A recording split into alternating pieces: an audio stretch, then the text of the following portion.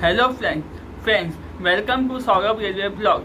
Here I am providing you the latest information about the new train which is going to start from Margao Mumbai LKT Special Fare Summer Special.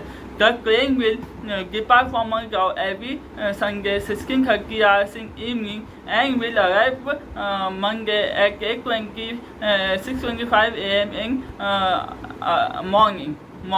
And train similarly in return direction, the train will depart from Mumbai LKT at 8:20 a.m. in morning and will arrive Margao 9:40 p.m. in evening.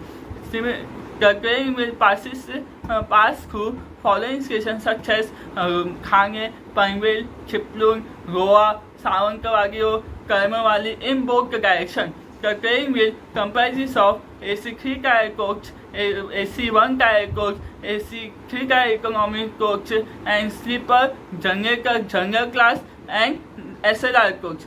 The train will run from April 6 to June 9, 2025. Following are the train numbers 01103 and 01104. 01103 and 3 and 0. The train will run with latest electric coach. Thank you friends. If you like my video, subscribe to my channel and want more information.